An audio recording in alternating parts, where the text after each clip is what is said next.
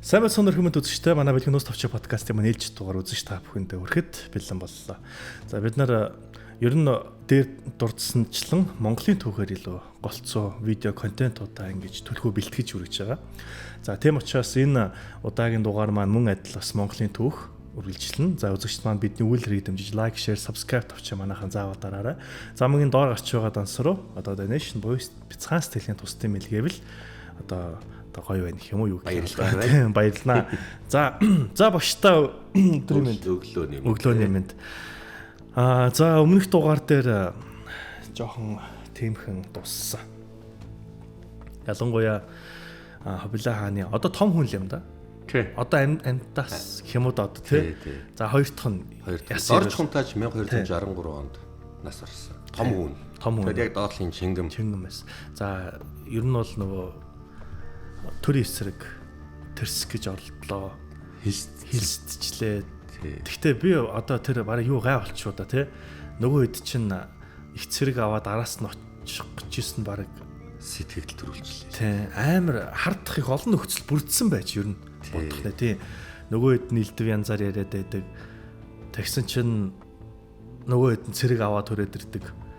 За тэгээ байжсэн чинь нөгөө нэг илч мэлчин тэгэл дундаас ягаал ингээл бүх зохион байгуулалт нь ч тэр тохиолдол нь ч тэр ингээд яг өөрийнх нь эсрэг таарчих шил боллоо гэж харагдаж байгаа шүү. Тийм нөхцөл байдал нь юу нэг тэгээд таарчих. За тэгээ Чингэм хунтаажийг бол үндсэндээ нугасалж алсан гэж байна тийм шүү. За гэхдээ таны өмнөх дугаар дээр дурдсанаар бол олон ийм хувилбарууд байдаг юм байна тийм байна. Та нөгөө их сурулж байгаа багшаа. Их болох юм бол байна. Аха. Тэгээд энэ Хоббила хаан гэдэг юм содор. Одоо энэ ном нь одоо гарна шүү дээ одоо. Дэлгэцээр гаргана шүү дээ. Одоо нэг юуны нэвтрүүлгийн дараа ингээд үзүүлнэ шүү дээ. Тэгэхээр чин зэрэг Иван усын содор. Тэгээд одоо энэ сайшаалтын бичсэн Иван усын содор бол их сайн гаргасан байлаа. Тэгээд Хоббила хаан гэдэг байна. За тэгээд ер нь хятадууд өөрсдөө аягүй сайн биш тэмдэглэж ингэж гаргаж ирсэн. Яагаад гэвэл нэг хятад гэдэг чинь нөгөө бичиж тэмдэглээд архивлаад хадгалцдаг газар Хоббила хаан чинь олон жил хаан суудсан байхгүй юу? Тэр монголчууд хаанчилсан шүү дээ. Бүх үйл явдлыг л нөгөө чинь тэгэл тэмдэглээд хадгалж байгаа байхгүй юу? Тэгэд хятадын дараа үе үеийнхэн чинь ерөөсөө үүх түүхээ ерөөсөө устгадаг. Үүх түүх айгүй хамгаалж үлддэг. Гэхдээ хятадууд тэгсэн ингэсэн муус юмнуудыг байхгүй болох хэрэгтэй гэж байгаа боловч түүх бол түүх болохоор зэрэг тэрүүхэн тэндэ бууж гинж байгаа л түүхээ ямар ч л байсан хятадууд бич тэмдэглэж хадгалж үлдээдэг. Персүүд ч гэсэн бас их хадгалдаг, эмдэг бас ихсэн хадгалдаг. Ер нь бол энэ иргэншилийг ноёлсон болохоор бусад нэг хэрэгсэн газар дараагийнхын үеийнхэн гарч ирэхдээ өмнөхөө устгаал үгүйсгэсэн тийм асуудал бол хүний дүүгэнд гарсан шүү дээ. Харин хятадууд бол ингээгүй. Тэгэхээр Чингэм хунтаажийг өвчнөр гэж одоо түүхэнд бичсэн. Хүнд өвчнөр. Одоо тэнгэр талсан. Нөгөөх нь болохоор зэрэг хаан ширээ болох гэж гэсэн хэл сэргээр. Одоо бас Хоббила хааны зарилгаар хаан эцгийнхаа зарилгаар ингээд цаазлагдсан. Нөгөөх нь болгоо зэрэг бас их дураараа ийм хүн байсан. Одоо ингээд одоо нэг баян айлын дарга муур байсан. Гэх юм уу хааны хүн ингээд дуртай гэдэг энэ ер нь болох байлаа гэл. Тэг буруу хэрэг төв зөндөө хийгээд энийг цаазлсан гэсэн тийм юм бас байна. Тэгэхээр чи яг утгагүй сонсогчтой багшаа. Чингэм ингэж буруу юм хийхгүй 43 хүртэл хааны хүү арай ч ингэж тэнэгдэхгүй байх. Балаатай тэнэгтэд яваад исэн бол 43-наас хүргэхгүй байх. Магадгүй. Тий. Тэгэхээр зэрэг яг хөө ийм 3 таамаг байдаг. Тэгээ эрхэм мөндөд үзэгчтэй, эрхэм мөндөд сонсогчтой, эрхэм мөндөд шүүмжилэгч нараа ийм 3 таамаг байдаг юм аа. Тийм болохоор зэрэг аль таамагт нь итгэхээ, тийм ээ? Та бүхэн одоо өөрсдийн дураар шийдээрэй. Хамгийн гол нь би бол миний хувьд шүү. Зүгээр хувийн судлаач миний хувьд шүү. Хувь хүн миний хувьд. Энэ яг хэлсдүүлсэн байхаа гэж боддог. Хэлсдүүлээ хайчих шиг боллоо гэж боддог. Харах үү. Таны бас тэгж бод хүнсэл бас байна л да тий. Зөндөө хүнслүүд байна. Тий, зөндөө олон хүнслүүд байна. Тийм байна. За тэгсэн байна. За одоо тэгээ Чингэм хунтааж өгöd болчлоо. За ингээд Чингэм хунтааж гэдэг нугасалж байгаа шүү дээ. Тэр чинь орилж байгаа бол намайг тавилдаа гэд ингээд тэр чинь ингээд жад гаргацсан байгаа шүү дээ. Ингээд ханцуурын жад хийгээд ингээд тэр чинь ноцолдоод 10 хариулаад айрч байгаа шүү дээ. Хааны тэр бол чи яаж ганцаараа дийлэх юм бэ? За ингээд ноцолдоод ингээд дээл рүү нэг ханцуур руу ингээд одоо жадаа хийгээд шид юм ингээд яг ингээд Хоббила хааны юм ингээд нугасалж байгаа шүү дээ. Ингээд ерөөсөө улаан өөрөө ингээл харч чадахгүй байгаа. Хүүгээ алж штэ. Тэгэл хурлаа хааны нүднээс нулимс нарсдаг байхгүй. Хаата таны цэрлэгийг биелүүллээ. Нөгөө нэг жадлан нуслцсанууд нь. Жаднуудыг ханцанаас нав. Ойлголоо. За жадын. Жаднуудыг нуруу ташаа хөлнийхэн жаднуудыг холдуул. Ойлголоо. Бүгд гарцгаа. Гар гэж тушааж байна. Зарилэг дагаач. Ойлголоо хаанта.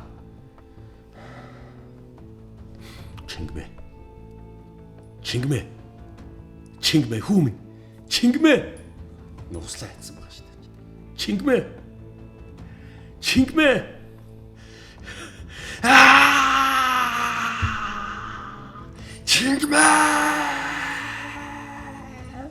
За. Нэг юм болсон. Энэ юу гэсэн ойлаа тэрж чинь. Яах гэж алсан юм гэл одоо хүмүүс тийх байх. Тэгэл баг. Тий, яах гэж алж байгаа ингэж ойлж ингэж одоо жүжиглэх юм бол гэл тий. Ийм юм бэ. Хаан хүүг цаазалсан. Эцэг нь хүүгээ тэрвэрэд уйлж байгаа маа. Яг ийм юм болсон. Тэр чинь хаан. Гэтэ хаан гэдэг чинь тэр чинь бас хүн. Тэр чинь эцэг хүн байхгүй. Тэр хүний дотор хоёр юм байна. Нэг бол хаан, хатуу шийдвэр гаргадаг, цаазал, дайр, довтол, хороо, хөнөө. Ийм шийдвэр гарна. Энд хааны шийдвэр үсттэй. Гэтэ нөгөө талаараа тэр чинь аав хүн байхгүй да. Нөгөөх нь хаан хүн мөн үү? Мөн. Хаан хүн гэдэг чинь яа дээ? Улсын төлөө ингэж ингэх ёстой. Гэхдээ тэр чинь хааны хүн штэ бас. За ийм л юм болж. Ингээ хаан одоо хаан хүүг цаазалсан. Эцэг нь хүүгээ бариад тэрвэрэд уйлсан. Ийм л юм болсон. Би бодоод байна. Ер нь манайхан ер нь бол эрх мэдлийг ойлгох хэрэгтэй байна. Эрх мэдлэлтэй хүн гэж ямар хүн бэ дээ? Яста улсын хурлын гишүүний байр сууриас, сайдын байр сууриас, ерөнхийлөгчийн байр сууриас яста тэгн цаагуураас хүн л واخхой. Нөө бас тэг ардаа амьдралтай ар гэртээ хүн л واخхгүй юу тэр чинь бас эрх мэдэл гэдэг чинь. Тэгэхээр энэ нүдэнд үзэгддэггүй гарт байрагддаггүй мөртлөө хүний ямар муухай харгас хэрцгий хадуу тийм болгодог вэ? Эрх мэдэл шүү. Энэ бол эрх мэдэл. Тэгэхээр энэ эрх мэдэл рүү ингэтлээ их шунах юм хэрэг байна. Ер нь эрх мэдлийн хэмжээнд буюу эрх мэдлийг атгаж үзээгүй юм байж ээж эрх мэдлтнүүдийг шүүх бас хэцүү. Эрх мэдлтнүүдийн бас зовлон байхгүй да. Нэг талаараа бас үүнийг ойлгох хэрэгтэй байна. Намааг л нэг ерөнхийлөгч болгочоол, намааг л нэг сайд болгоол, намааг л нэг гишүүн би шууд тэгнэ ингэнэ. Үгүй тийм байхгүй. Тэр чинь өөр дээр нь эрх мэдэл ирнэ. Эрх мэдэл ирж чинь өөр дээр нь хувь хүний биш улс их орны асуудал ирнэ. Гоос яг ийм талаараа бас нэг альваа зүйлийг яг тэр байр сууриас нь ойлгох хэрэгтэй байна. Ард түмний нүдэнд хаадууд ордон дотор тансаг ордонд жаргаад маргаад гівч тэр чинь айгүй гоё тансаг шорон байхгүй юу? Нэг талаараа. Хаан хүн ямар байх хэвээр байдیں۔ Инэрэнгүү зөөлөн байдаг юм уу? Нэг хууль танаад алуулж тэр чинь. Бүгдийг айлгадаг хэвээр хаантай минь гисэл байж ич тэр чинь удирдах ёстой байдаг юм аа. Тийм болохоор зэрэг бас энэ эрх мэдэл гэдгийг бас ойлгох ёстой. Үүгээр их хааныг буруутгаад яах вэ? Үнэхээр ийм юм болсон. Бас болоогүй олон таамаг байна. Ямар ч л байсан хаан яг эрх мэдлийг атгсан хаан хүн ийм шийдвэр гаргасан. Хаан ийм шийдвэр гаргасан, эцэг харамсаж уйлсан. Ийм л юм болжээ. За ята яаж уйлж байгаагаа харуулахгүй тулд байдлаараа тэр харуулуудаа гаргацсан шүү дээ. Ойрлоо бол манер хүүмэн чингмэ гэж уйлаад байдаг. За одоо ингэж яаж нэг торгон алчураар нулимсаа арчаал. Тэгэл нэг юм савтай байсан юм одоо юм алтан цар савнд байсан усанд нүүр аваач байгаа байхгүй. Тэг арчлаа. Хэрэгэ 50 байдалд орлоо. Хэцүү юм тий багшаа. Одоо ялангуяа энэ таны подкастнаас хойш ер нь хүмүүсийн хоббилыг үзээ яддаг. Одоо бүр үзээ ядж байгаа бах төрхий. Гэхдээ одоо хаадыгээ өвгдээцгээ үзэн ядаж шүүгээд хэрэггүй. Харин уул нь хэрэггүй л. Чи хаадын тавилан. Гэтэ бас нэг үзэгчтэнд бас төрж байгаа мэдрэмж байгаа шүү дээ. Тэр мэдрэмж нь жоохон сөргөөр л бууж ирж л байгаа. Хувлаа хааныгээ одоо бидний хаан, Юан улсын хаан сөргөөрч чинь алдаатай, оноотой, муутай, сайнтай, буруутай, зөвхтэй хүн юм аа. Энд чинь хүн шүү дээ. За тэгээд бол агуу хаан л да. Энийг нь бас хэлэх хэрэгтэй. Үнэн нэг талаараа. Тий, үнэхээр агуу хаан хүн тий. Энийг нь бас заавал хэлье. Хувлаа хаан бол бас мундаг хаан л да. Гэтэ бас ийм харамсмаар юм бас ингээд болж л байж тээ. Энд чинь хаанч бай. Хаан гэхэрээ Супермен бас биш байхгүй да. Бас яг үннийг хэлье. Харуулууд ороо. Та гадаа юу болоод байна? Чингмийн шадрууд байлдаж байна. За. Би өөрийн биеэр очие. Та нар орвол их хаан хувлаа. Голлоо, хаалган голлоо. Нөгөө түлд. Хаант минь. Чингэм эзэнтэй хаав байна. Хаант минь бидний хаан хүү хаав байна. Та нар хэдүүлээ вүлээ. Бид нар байлдаж байгаад 10 долуулаа. Гэтэл одоо бид нар 8 л олчоод байна. Та нар миний хүүд үнэхээр зүтгэж байсан учраас хүндэтгэлтэй салах ёс хийх бүрэн эрхийг та нарт өгье.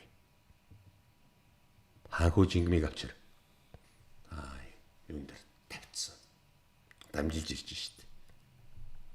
Том юм одоо хаанхүү тэ тавьчихсан. Ингээд 4 хүн дамжилж ирээд нөгөө шадруудынхны өмнө тавьж байгаа байхгүй.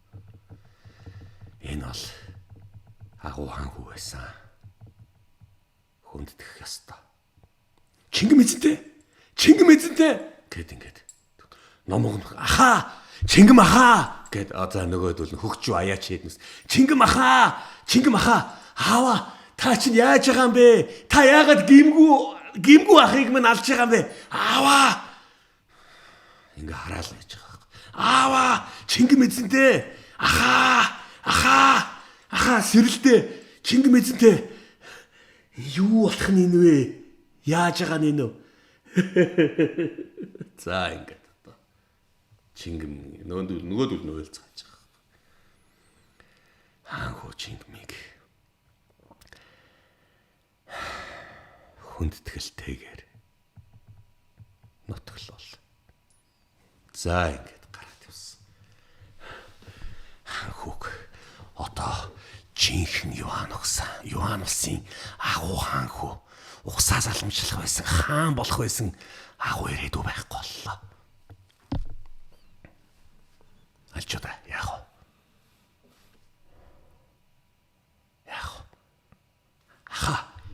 Та нар аав ингэчлээ. Та нар ахыг өргөд яваа. Яах вэ?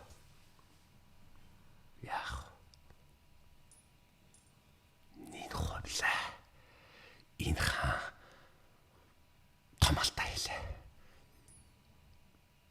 Лавл бидний хаан биш. Чингэм хаанхүүгийн төлөө. Хаантаа боломжтой. Байлд. Бүгдийн байр, амьдаар нь байр наадуулаа. Нүүн шадрууд нь дайраад. Бөөн байлтай болоод. Жадар цохоод ингээд унгааж байгаа. Гадаа гарах. Ордны гадаа гарах. Сөгцгөө. Та нар яах гэж их Юан улсын хааныг алах гэж дайрав. Та одоо бидний хаан биш. Та жинхэнэ хааныг алсан. Та бидний хаан биш. Ойлголоо. Их хаан руу дайрвал ямар ялтайг мэдхүү. Муусан барлагууд бид нар мэднэ. Бид нар бүгдээрээ сааслуулна. Тэгвэл бид нар баяртай байна. Яагаад гэвэл бид нар Чингэм хаан хүрүүгээ очно. Түүнтэйгээ уулзах болно. Хаан хүү Чингэм Хаан хүү Чингэм. Тэр бол Юан улсын хаан. Та бол биш. Хаан хүү Чингэм бол жинхэнэ хаан. Цаазал. За ингээд. Тэгээ үлдсэн шадруудын цаазалж байгаа. За ёст алчуудаа бүгдээрээ заазлуулсан. За одоо яах вэ тэр хаан хүүдээ үнэнчил байсан гэд. За тийм болохоор зэрэг ер нь бол яах вэ тэр бас нэг юм баримт байна л да. Чингэм чинь ингээд нэг жоохон ингээд нэг биеийн татганаад ингээд амнаас нь хөөс сахардаг зүрхний дутагдaltaй байсан гэсэн тийм байна. Тэгээд бас тэр хөдлөөд хүн дээр одоо улам хүндрээд тэгээ бас тэнгэр талсан гэсэн тийм бас баримт байна. Ямар ч л байсан янз янзэл бас баримт байна. Тэгээд одоо яах вэ тэгээд Хувлаа хааныгаа бас үнэхээр хүндэлж дээдлээд гүй энэ арайч ингэж өөрийн гараар цаазлаагүй бах ингэсэн байх гэдэгт нь итгэж болно. Аль дуртаад нь л итгэхээрээ. Ямар ч л байсан ийм юм болцсон гэж дүүхэнд бол ингэж гарсан байна. За ингээд хаан хүү Чингмийг хүндэтгэлтэйгээр нутаглуулсан, оршоосон, тийм ээ оршуулсан. Хувлаа хаан энэ цагаас хойш нэг л сэтгэл дундуур улам их архиудаг болжээ. Ажуу жанжинч бас нас арсан. Одоо ингээд Сүбэдэгийн удам ажуугаас хойш жанжид гараагүй. Дандаа бичгийн их том түшмдүүд эрдэм номын бичгийн хүмүүс гарсан юм. Сүбэдэ бол агуу жанжин, түүний хүү Райхадаа бол агуу жанжин, түүний хүү одоо ач хүү те. Сүбэдэг ач хүү ажуу жанжин, бас их агуу жанжин. Энээс хойш одоо Сүбэдэгийн удмаас бичгийн хүмүүс их төрсөн гэж түүхэнд бол бичигдсэн байна. Хувлаа хаанч яах вэ? Нөгөө нэг яаж тансгалдаг вүлээ? Би хэлсэн шүү дээ. Зааны нуруунд дээр.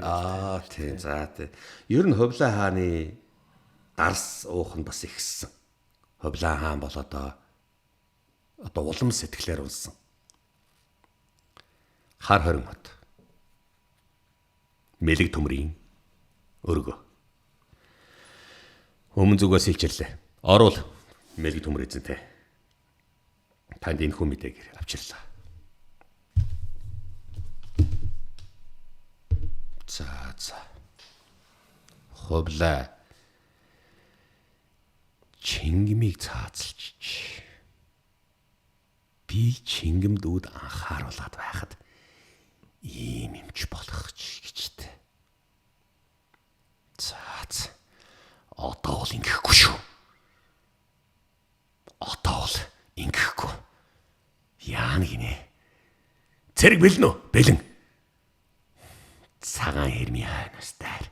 Ойлголоо. За одоо нөгөө яркэнд биш балик хайду хаан хүүгийн хааны өргөө. Элчирлээ. Орвол. За эн чин Хувлаа.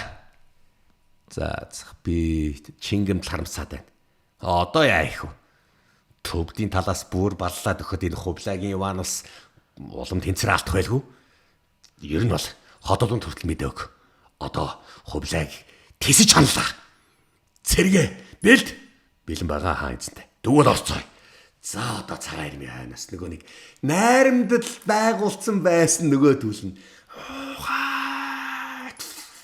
Дайраад ороод ирлээ. За ингээд цагаан ирмийн хайнаас нөгөө уугуул монголчуудад дайрч байгаа.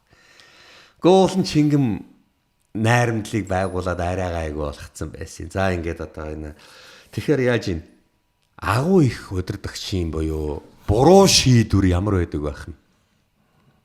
Үр дүн их хатуу ирэх юм тийм шүү дээ. Тий. Ер нь эрх мэдэлт байгаа удирдахч нарын маань буруу шийд ямар байдаг байх вэ? Тэгвэл том баг гэлтэхгүй л айгу сөрөг үр дагавартай тийм байдаг байх нь шүү дээ. За одоо ингээд цагаан ирмийн хаан бөө юм болсон. За одоо Хувлаа тийшээгээ цэргээ явуулж одоо тогтоо. За яг ийм асуудал цагаан ирмээс хойш одоо нөгөө монголчуудад дайраад зовоогод нөгөө нэг өмнөх юм зовлон эхэлсэн. Хувлаа хаан насан туршдаа би хятадыг эзэлсэн Монголын хаан гэж бахархдаг байсан. Харамсалтай нь Хятадыг эзэлсэн Хятадын л хаан байсан. За харамсалтай ч гэжтэй зүгээр үнэндээ Хятадыг эзэлсэн Хятадын Хятад биш хаан байсан. Үе үеийн Хятадын хаадуудын зовлон төрлөх Монгол нутгаас нь довтлохоо байн ирдэг. Энэ зовлонг бас хувлаа тойроод гараагүй туулаад гарсан. Ийм зовлонтойгоос нүүр тулчил байлаа. Өмнө зүгээс илчиллээ. Их хааны ордон. Хувлаа хааны Хамбалыг хот ордонд. Юу болов? Паганчууд бослог гаргасан байна. Одоо Паганыг яах вэ? Ойлголоо. Паганыг одоо дарахаас. Насарэддийн жанжныг Паганыг бүр мөсөн дуусга. Бид нар бол хойд Паганыг өөрийн мэдэлд оруулж чад байгаа шүү дээ. Тэгэхээр зэрэг одоо Паганыг дуусгахгүй. Паганыг бүр мөсөн дуусга гэж Насарэддийн жанжинд хэлээрэ. Нэмэлт хүч явуулна. Би 300 мянган зэрэг явуулна. Ойлголоо. За Паган руу. Нэг юм байна. Марко Поло болд төмөр чинсэн эднэр чинь жоохон хол томилогдсон шүү дээ. Тийм. Байвал Чингмийг өмгөөлөөр хамгаалж гад байгаа. Бас тэд нар чинь бас хэцүү шүү дээ. Тэгээ өөрт нь хичнээн хэцүү байсан ч гэсэн одоо яах вэ? Тэгээ хувлаа хааны шийдвэр, хааны зарлиг бол зарлиг шүү дээ. 1287 Юан улсын айрам Паган улсын төв рүү дайрах зарлиг авлаа. Паганы хойд хэсэг буюу одоогийн Мянмар Насарэддийн жанжин дээр илчирлээ. Танд нэмж 4 хоногийн дараа 4-5 хоногийн дараа 300 мянган зэрэг ирнэ. Тийм болохоор зэрэг та Паганыг бүр мөсөн дуусгаараа гэж их хаан хувлаа зарлагдсан байна. Ойлголоо. 1287 оны ихээр Паганы төв хэсэг рүү Юан улсын жанжин буюу Монголын зэргүүд, Юан улсын зэргүүд довтлоо. За ингээд Паганчууд одоо заан цэргээ гаргаад одоо ингээд Насарэддийн жанжинтай байлдаад нилээн юм болсон. Эдэрч бас олуулаа байна. Гэхдээ яах вэ? Бид нар бол эднүсийг дарчхал юм байна. Өшөө хинч угарч болохгүй. Довтол бүгд нөрөө довтол хинийч бити өшөө. Дайр. За одоо ингээд Паган руу дайраад. За ингээд одоо төв нийслэлийг нь Насарэддийн жанжин эзэлж авсан байна. Ингээд Паганы төв хотыг эзлэн сүйтгэж эхэллээ. Хүмүүс одоо цэргүүдийн бут цогсон, Паганы цэргүүдгээд буцогдоод ухарсан Юан улсын цэргүүд дайрлаа. Ингээд 1287 онд Пагантай хийсэн маш том тулдаан амжилттай болж төв хэсэг рүү норон нийслэл Паган хотыг эзлэн авлаа. За ингээд хүмүүс цухтаагаал одоо ягаал араас нь харваал жадлал намнаал галдан шатаагаал Юаны цэргүүд ингээд Паган руу дайрсан. За ингээд яг энэ үед ингээд Паган улсын одоо Паганы хаант улсын 250 гаруй жилийн ноёрхол нь төгсгөл боллоо. За ингээд Паганы хаан Наратхипатати хаан одоо Юан улсын цэргүүдэд одоо ялагдаад тэгээд одоо цухтаа хасаар аргагүй болсон байна. Хаан тамин ингээд бидний хот ингээд эзлэгдсэн. Цухтаа хасаар аргагүй. Ойлголоо. Юан улсын цэргүүдийг манай заан цэргүүд бүгдээрээ дайрч чадлаараа зүтгэсэн боловч тэднүсийн тэр хурдан шилжиж чаддаг морин цэргийг нь дийлсэнгүү. Мөн тэднүсийн цэргүүд, явган цэргүүд маш сайн байлдаж исэн. Тийм болохоор зэрэг манай заан цэргүүд мөн явган цэргүүд бүгдээрээ устгагдаж одоо ухарж байна. Хаан тамин та зүхтаах хэрэгтэй. Ингээд Наратхипатати хаан зүхтаад Паганы өмнөд хэсэг рүү одоо дөрвөн зайлж зүхтсан байна. Монголын цэргүүд буюу Юан улсын цэргүүд одоогийн Мянмар улсын төвийг хүртэл эзэлж авах буюу ингээд дундад Паган хүртэл эзлээд авах нь. Ингээд Мянмар дундад Мянмарын талыг хойноос нь эзлээл яг тал хүртэл бүр урагшаага жоохон дүрээл эзэлсэн. Өмнө зүгтээ Наратхипатати хаан зүхтаж очсон. Юан улстай ингээд бид нар эзлэгдээ дуусгана. Одоо яах вэ? Өмнөд Паган бид нар хүчээ төлөвлөх хэрэгтэй. Хамаг үлдснээ юу? Одоо хаан тамин хэцүүдгэн. За ингээд өмнөд хэсэгтээ тэд нар бүгд сууж исэн. Тун удалгүй та Иванустай зөрчилдөж Иванустай одоо улс их орны алдлаач гэдэг юм уу? Ийм дотоодын зөрчил бас өмнөд паганд гарсан.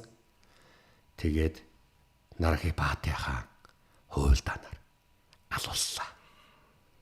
Паган хаан тулсан задран унлаа. Тэгвэл паган өөрөө тийм дотор асуудалтай байсан юм биш үү? Таснасаа асуудалтай. Ер нь л нэг тийм хуйлдаантай л байж тийм багш бас. Ер нь ямар ч улс төр ийм байдгийн. Тэгээд дотоодын асуудал дээр байхад нь гадаадын довтлогоо ирэхэд л тэгэл ингээл байхгүй болчихж байгаа юм шүү дээ. Ер нь бол нөгөө манжид дэвслэгсэн шил юм болсон юм байна. За бараг тийм дээ. Ийхүү паганы дайн дуусгар болов. Иванус энэ өмнөд паган хүртэл тулж эзлээд дахин пагантай дайн хийгээгүй. Паганы үлдсэн улсууд нь арай гэж өмнөд хэсэгтээ бужигнаж байгаад тэгээ тэр хүндэндээ бас нэг амиа бариад бууж өгсөн. Ингээд аль бие осоор хувлаа хаанд захирагдъя гэдгээ хэлсэн алба татвар говчур төлөё гэж амласан байна. Ингээд одоогийн Мянмар улс Иванусын өмнө бүрмөссөн одоо ялагдах нь. За ингээд паганы дайн дуусч одоо Иванус ялсан. Харин Иванус паганыг яг бүрэн очиж захираагүй. Хойд талд нэг түшиц бий болгосон. Тэгээд дундад паган хүртэл хяналтаа тогтоосон, алба татвар авдаг болсон. Харин нутгийн захирагчдаар дамжуулж одоо алба татвараа ингээд авч эхэлсэн л дээ. Тийшээ томлоод ингээд ингэх гэхэр зэрэг бас яагаад ч юм бэ? Иванус зөвшөөрөөгүй юм уу? Монгол хүн нь очиж томилогдоогүй юм уу? Тийм л юм байна. За ингээд гэхдээ Мянмар улсыг одоо бүрмөсөн эзэлж нэгтгэж бол чадаагүй. Бүрэн эзлээгүй шүү дээ. Чи өмнөд хэсэгтээ зугатаад очсон байгаа шүү дээ. Харин ингээд одоо яа чин тийшээгээ зүгээр алба говчуур авдаг ийм газар болгосон. За ингээд 1287 онд паганы дайн дуусчээ. Яг тэр жил бас нэг том дайн эхэллээ. Өмнө зүгт байсан аннаамчууд за одоо өндийсэн байна. Уул нь аннаам руу уулан дайрцсан байсан. Эзлээд авцсан шүү дээ. Нөгөөдүүл нь бас өөдөөс нь босч эхэлсэн байна. 1287 онд Хувлаа хаан Дайвэтүүд одоо ингээд урагшаага Дайвэт чампаачууд чинь урагшаага зудаацсан шүү дээ. Тэгээд дундад танкины одоо дундад танкийн хүртэл одоо буюу дундад Вьетнам хүртэл эзэлчихэд байгаа байхгүй. За ингээд одоо яаж юм? Хувлаа хааны ордонд илч ирсэн. Анамын хаан Траннусо танд алба говчур төлөхгүй гэж хэлсэн бөгөөд таныг одоо цаг нь дуусч үе нь улирч байна гэж дамжуулсан байна. Хаан эзэнтэн байна. Хувлаа хаанд ийм мэдээрлээ. За паганыг би дөнгөж номготоход байж исэн юмсан. Одоо би Анам руу явуулна. Хажуу жанжин манд хааж байхгүй болсон. Одоо тийшээ хэнийг томилох вэ биз? Баг хүү тогооноол явуулахаас.